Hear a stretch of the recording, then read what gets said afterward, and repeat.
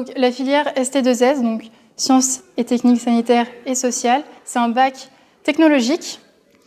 Comme les bacs généraux, on va retrouver la même base de matières et on va avoir des enseignements de spécialité. 3 en première et 2 en terminale qui vont permettre d'axer l'enseignement autour de la biologie humaine pour comprendre le fonctionnement du corps humain et un enseignement axé sur les faits de société, les problèmes de santé, les institutions sanitaires et sociales pour comprendre la santé en dehors du soin, tout ce qui va graviter autour du secteur sanitaire et social. Pour rentrer dans cette filière, les aptitudes à avoir, tout d'abord, je pense qu'il faut être intéressé par les relations humaines, le secteur sanitaire et social.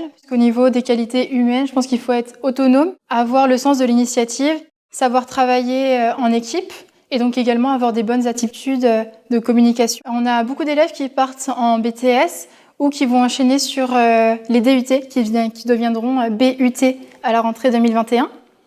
On a également beaucoup d'élèves qui vont intégrer des écoles paramédicales, par exemple pour devenir infirmier ou aide-soignante, auxiliaire de puéricultrice aussi. On a également des personnes qui vont intégrer des écoles plutôt axées sur le social pour devenir assistante sociale ou éducateur spécialisé, éducateur jeunes enfants. Après votre BTS, vous avez la possibilité de faire des licences pro et directement en sortant du bac, vous avez la possibilité de rentrer directement en licence, donc généralement des licences qui sont orientées autour du sanitaire et social. J'ai choisi cette filière pour le côté social. Elle me correspondait le mieux parce que déjà il y a la biologie qui me permet d'avoir un minimum de vocabulaire médical. Il y a un lexique à avoir, à apprendre, tout ça, c'est très intéressant. Et il y a le côté STSS qui est divisé en 2 parties sur le santé et social.